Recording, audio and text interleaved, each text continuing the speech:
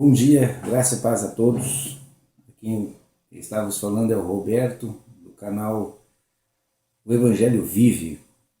E o canal não morreu, porque o Evangelho vive, então o canal não pode morrer. Então nós estamos firmes. A única coisa que mudou é minha aparência, porque eu estou mais velho. Mas no mais, tudo bem com vocês? É um prazer revê-los aqui pelo YouTube. E um prazer estar falando com vocês novamente. Muito bem, o que me traz aqui nesse vídeo de hoje é uma coisa que tem incomodado já há algum tempo e alguns já têm questionado nos fóruns de debates, mas uma irmã muito querida levantou a questão novamente e aí a gente decidiu fazer um vídeo acerca dos dons espirituais. O que você me diz? E eu quero que no final desse vídeo você faça a sua opinião, escreva aí o que você pensa do assunto. Os dons espirituais, eles cessaram? Tudo que nós vemos, os apóstolos, na progressão, no crescimento do Evangelho, na progressão do Evangelho em Atos dos Apóstolos, capítulo 2, a partir do capítulo 2, vendo sinais, maravilhas, tudo acontecendo pela mão dos apóstolos, apóstolo Paulo, Pedro, levantando pessoas paralíticas, fazendo pessoas cegas enxergarem, esse dom de curar, dom de cura, que é um dos dons espirituais mencionado pelo apóstolo Paulo em 1 Coríntios 12. Isso cessou? Jesus ainda está curando, Jesus ainda está levantando pessoas enfermas, curando pessoas paralíticas, Jesus ainda está fazendo isso? Ou isso foi só para aquela época e já não existe mais nada? Eu tenho visto por aí algumas pessoas até desistindo da própria fé, devido à ausência de milagres e curas, prodígios dentro da igreja, como coisas assim fantásticas. Por exemplo, pegar uma pessoa numa cadeira de roda e impor a mão sobre ela e falar, olha, levanta e anda, como fez Jesus. De fato, hoje eu não vejo muito isso acontecendo, mas eu não penso que isso seja um defeito ou seja um problema de ordem cronológica ou de ordem temporária do Espírito Santo agir. Agiu lá e hoje ele não age mais. Eu creio que isso tem muito a ver com a fé, porque de fato o que movia aqueles discípulos a fazerem, operarem situações de cura e de maravilhas era a fé exercida por eles. E tudo o que acontecia era mediante a fé. O apóstolo Paulo fala em Romanos, no capítulo 12, que todo tipo de dom que você vai obter de Deus, receber de Deus como dádiva, ele é conforme a medida da tua fé. E mais tarde nós vamos transcrever esses textos. Então, verifica. O que está acontecendo? A igreja está esfriando em relação à sua fé, naquilo que diz respeito à prática dos dons espirituais. E eu digo todos os dons espirituais. Discernimento de espírito, palavra do conhecimento, palavra de sabedoria, curar, milagres, falar em línguas, interpretar línguas. Então nós estamos falando de todos os dons espirituais. Isso acabou, isso foi para aquele tempo, isso esfriou, e porque esfriou, algumas linhas de entendimento diz que esfriou e acabou, ou isso ainda é um movimento que acontece aqui e ali ocasionalmente por uma ou outra pessoa, mas não mais num sentido tão abrangente quanto era na época dos discípulos. O que você me diz isso? Nosso estudo hoje aqui, nossa fala hoje, vai ser sobre isso. Focado mais principalmente no dom, em um dos 9 dons, que é o dom de falar em línguas. Nós vamos focar esse, porque é esse que tem causado muita discussão.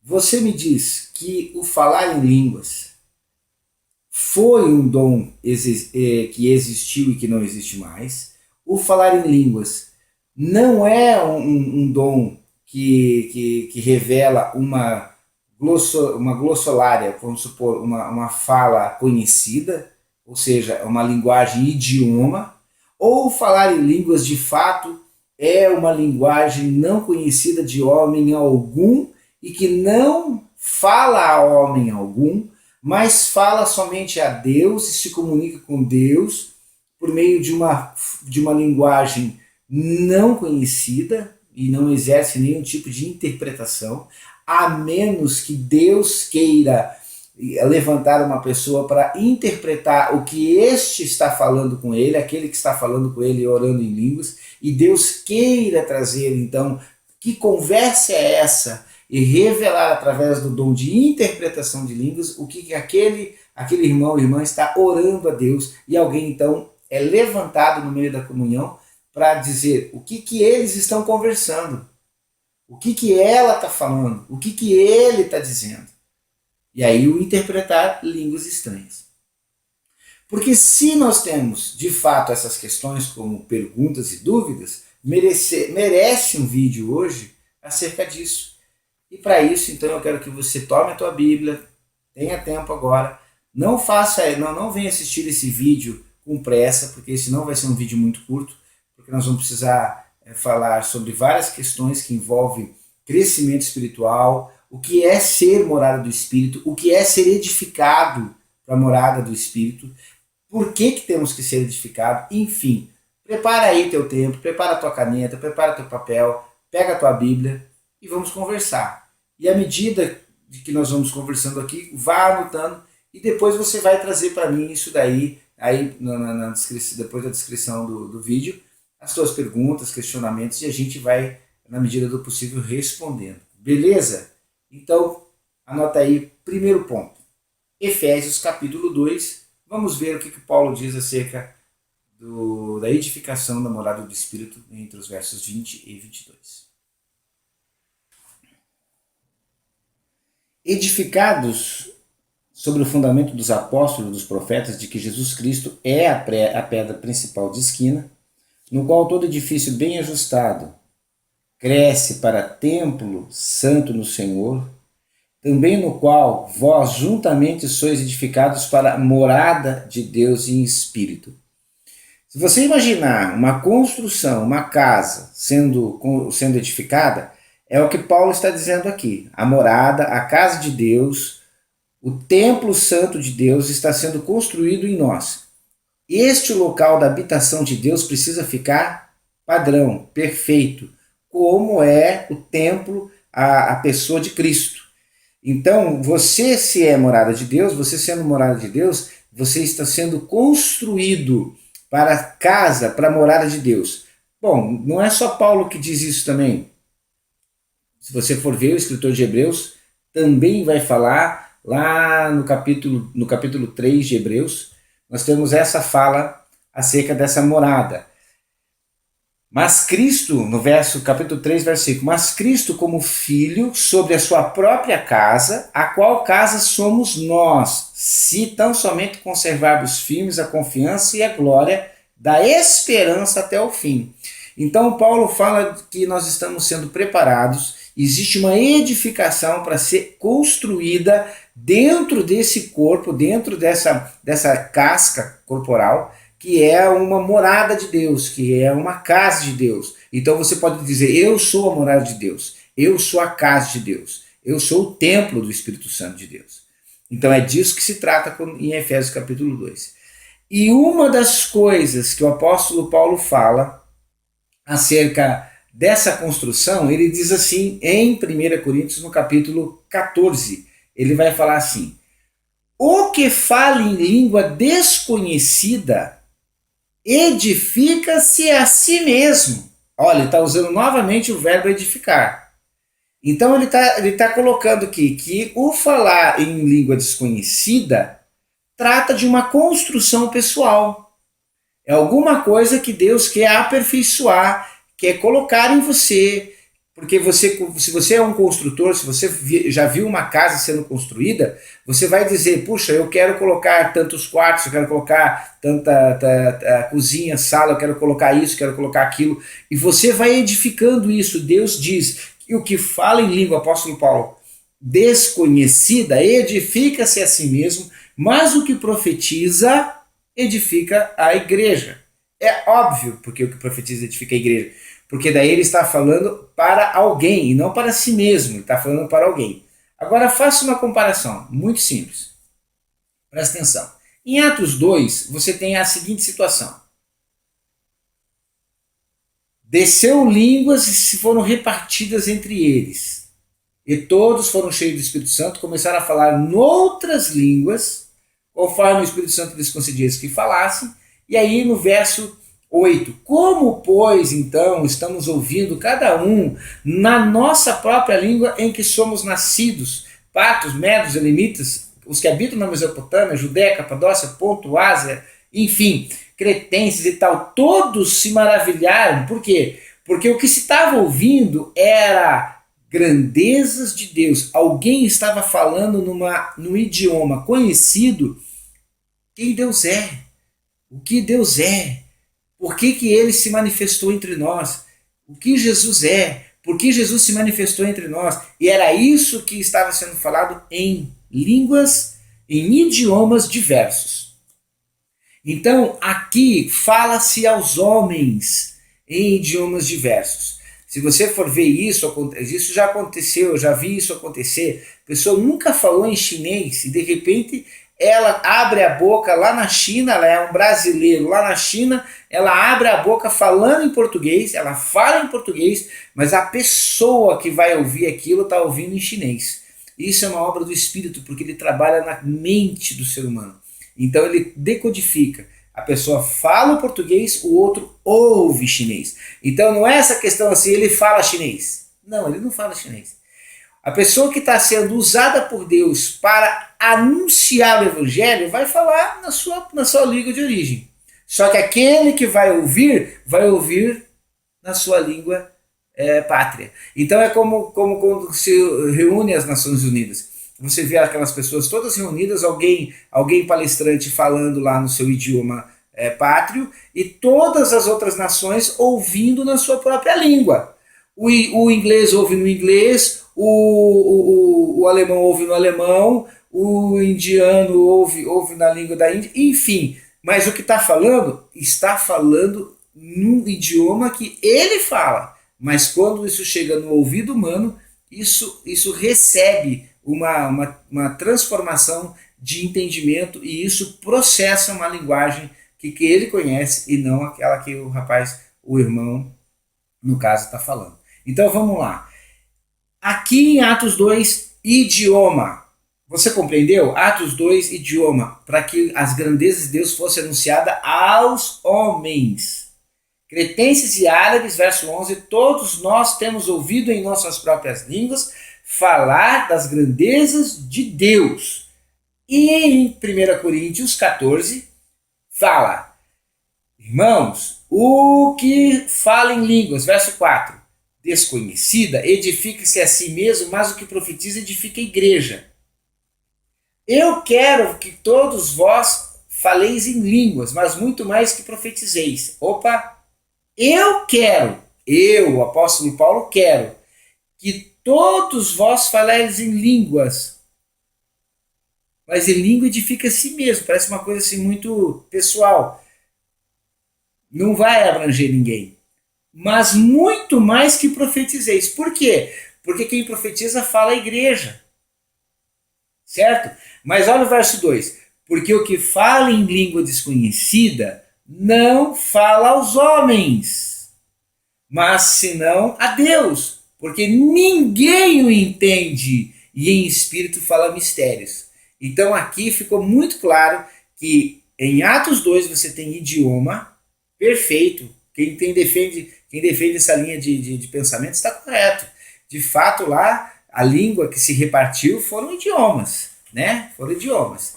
Agora aqui a língua que se reparte, a língua que se fala em 1 Coríntios 14 não é idioma, porque ninguém o entende. E em espírito fala mistérios, porque edifica-se a si mesmo.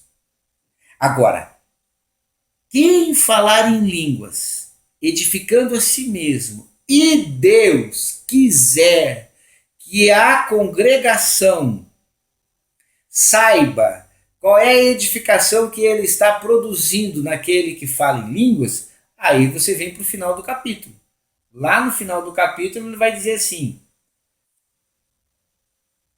mas se não houver, verso 27, e se alguém falar em língua desconhecida, faça-se no meio da comunhão, tá, queridos? No meio da comunhão, porque se você não está no meio da comunhão, isso não se aplica.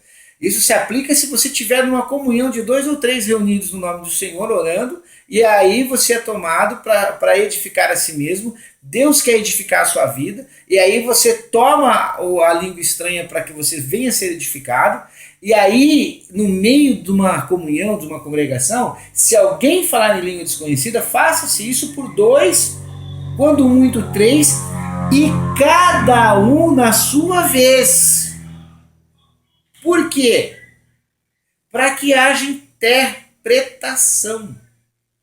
Se 3 falarem, 2 falarem ao mesmo tempo, como é que um pode interpretar 2 ao mesmo tempo? Você já viu isso em algum lugar? Alguém interpretar 2 ao mesmo tempo? Impossível. Então preste atenção. Se não houver quem interprete, esteja calado na igreja e fale consigo mesmo e com Deus. É óbvio. Por que com Deus? Porque a língua estranha, não o idioma, lá de Atos 2, mas a língua estranha falada por apóstolo Paulo aqui em 1 Coríntios 14, fala com Deus. Ele não tem que falar com o homem, ele fala com Deus. Certo? Agora, e falem 2 ou 3 e os outros julguem. Porque todos podeis profetizar, um depois do outro, para que se aprenda e todos sejam consolados. Porque a partir do momento que Deus concede interpretar o que se está orando a Deus, o que se está falando em língua estranha, desconhecida, língua desconhecida a Deus, se Deus quer que haja interpretação, vira profecia. Porque profetizar, predizer alguma coisa, pode ser que aquilo ali edifique o grupo, porque Deus não quer fazer aquilo só com aquela pessoa, Ele quer fazer aquilo com todos, seja lá o que Ele quer fazer, ou quer falar, ou quer dizer, ou quer edificar. Se é uma edificação pessoal, pode ser que Deus queira que essa edificação seja a mais abrangente, seja para o grupo todo. Muito bem.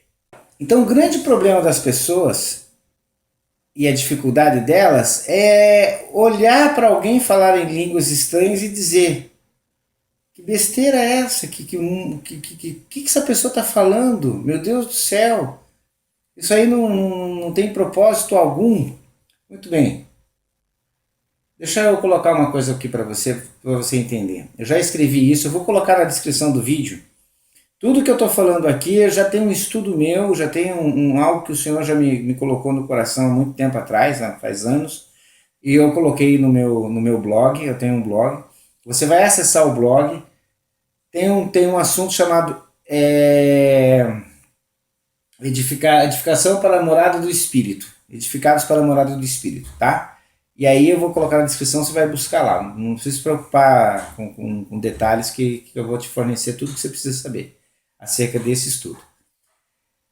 Eu vou ler para você. O tema, edificando a morada do Espírito, diz assim: entendemos que somos moradas de Deus e que o dom de línguas para orarmos a Deus fala de uma edificação pessoal, né? E que vamos concentrar no que se refere à palavra edificação. Então vamos ver o que a nossa língua brasileira nos acrescenta acerca de edificar. Né? Vamos lá. Construir, levantar, edificar uma casa, um templo, edificar uma nova cidade, fundar, instituir, criar, edificar uma doutrina, induzir a virtude, ou seja, infundir sentimentos religiosos, procurava com prédicas diárias edificar os fiéis, misticismo truculento de raça espanhola, a torturar a carne para edificar o espírito. Tudo isso são interpretações da nossa linguagem, do nosso Aurélio, do nosso Aurélio, lá do nosso dicionário. Agora, olha só que interessante. Quarto, infundir sentimentos morais e religiosos. Isso é edificar. Aconselhava leituras que edificassem. Isso é edificar. Infundir sentimentos morais e religiosos. Olha o que Deus faz quando você fala em línguas. Mas isso ainda é uma interpretação do dicionário. E agora, em quinto lugar, receber impressões edificantes. Edificou-se com Jesus e abstinência. Então veja só, tudo que em nossa literatura pode nos ajudar, o que mais se aproxima da intenção do Espírito sobre edificar seria receber impressões edificantes. Nossa alma tem o controle do conhecimento humano. O Espírito tem o controle do conhecimento divino. Nossa alma recebe por meio dos sentimentos, audição, olfato, tato, paladar, visão, os conhecimentos terrenos, aquilo que você pode absorver do teu mundo ao redor. Então, mas no nosso espírito, que não vem do mundo ao redor, nos é revelado o conhecimento divino, ou seja, no nosso espírito é transmitido o conhecimento de Deus. Então olha o que o falar em línguas leva você ao conhecimento do pensamento, da ideia, da intenção de Deus. Você não lembra lá no Antigo Testamento que diz que Deus não fará coisa alguma sem antes se comunicar com seus profetas? Já não cansou de ler isso? Que Deus não vai fazer coisa alguma na terra sem antes revelar isso aos seus servos, os profetas. Então, profetizar é falar para o mundo, para a igreja, para quem quer que seja, aquilo que Deus está querendo fazer. Edificação pessoal é dizer: Senhor, aqui está a minha vida e eu preciso que o Senhor continue o seu trabalho de edificação. Então, quando você fala em línguas, você ora a Deus em línguas, você está abrindo o seu espírito para que Deus, então, construa em você alguma coisa que traga dele um conhecimento, uma revelação, um pensamento, uma ideia de Deus dentro do teu espírito. Tem pessoas que, ao falar em línguas estranhas, no momento seguinte, ou até no dia seguinte, desperta para uma situação.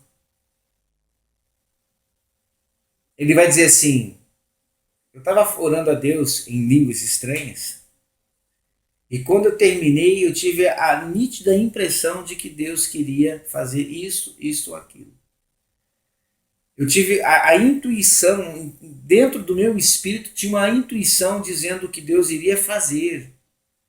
Deus falou comigo.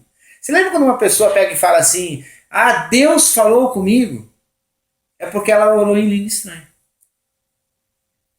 Quando ela orou em língua estranha, no espírito dela veio uma voz de Deus, uma fala de Deus, e deu a ela uma direção, uma vontade, um algo a ser realizado, ou até um algo a ser revelado, ou até algo a ser dado como sabedoria, como uma palavra de conhecimento.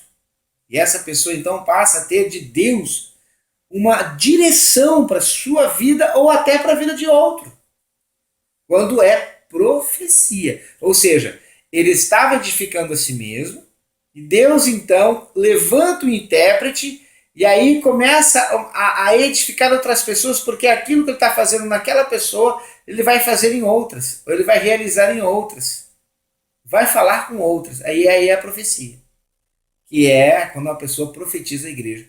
Como que pode alguém dizer assim: os dons espirituais no que se refere ao falar em línguas, ao profetizar, cessaram?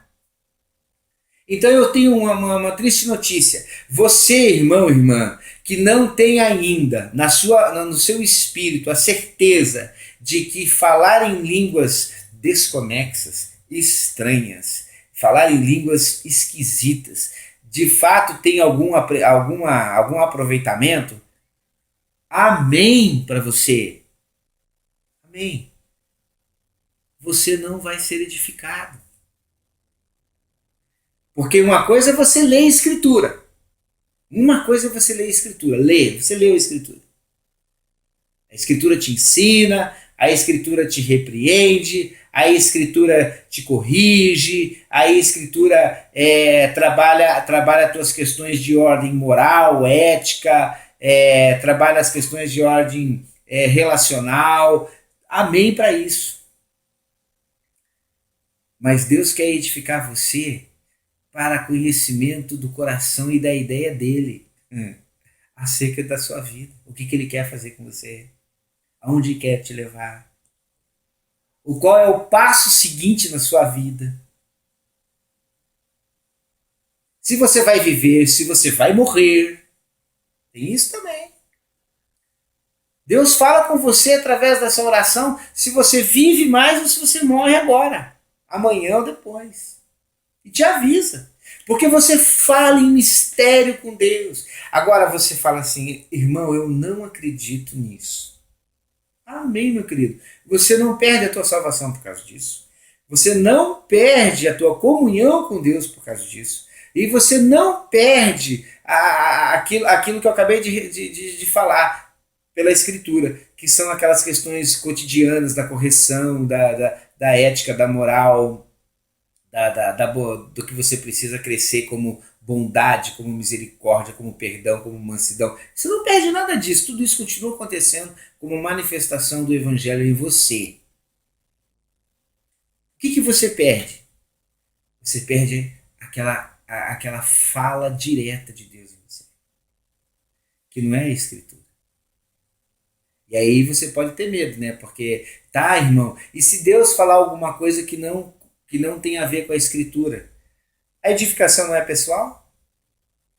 A edificação não é pessoal, não é aquela que traz a você e somente a você alguma coisa? Então, se Deus for abrir isso para mais pessoas, for revelar, não se preocupe. Vai estar dentro da Escritura, vai estar de acordo com o que já foi dito. Deus não pode falar uma coisa para as pessoas ao redor e contradizer com o que a Escritura diz. Então, por exemplo, se a tua cidade vai sofrer um perigo, se o teu bairro vai sofrer uma situação, se alguém na sua família vai sofrer alguma coisa, Deus está o tempo todo tentando se comunicar com o teu espírito quando você ora em línguas estranhas. Por isso que Paulo fala ora, orar, falar com Deus em línguas estranhas, é receber de Deus no Espírito a ideia, o pensamento e a vontade de Deus para a sua vida e, se Deus quiser, para a vida de outras pessoas, se houver quem interprete. Então quem fala em línguas está a anos-luz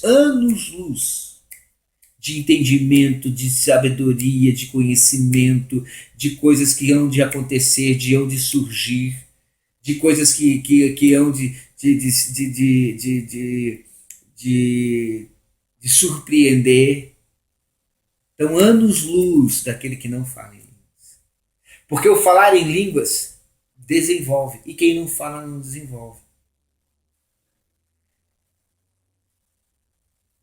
Paulo não pode falar aos coríntios como a espirituais, mas teve que falar como a carnais.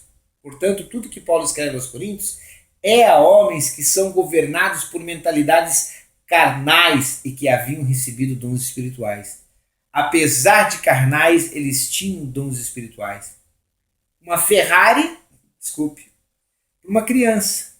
Agora ele tem que voltar aos fundamentos do Evangelho para explicar a eles o que eles haviam recebido da parte de Deus. E por isso 1 Coríntios 14.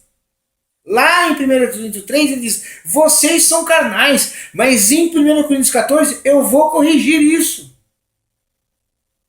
Se nós ainda não entendemos o que são línguas, então você é um imaturo. Porque eles são para os perfeitos, conforme 1 Coríntios 2, verso 6. Nós recebemos o Espírito de sabedoria e de revelação de Deus em nosso espírito.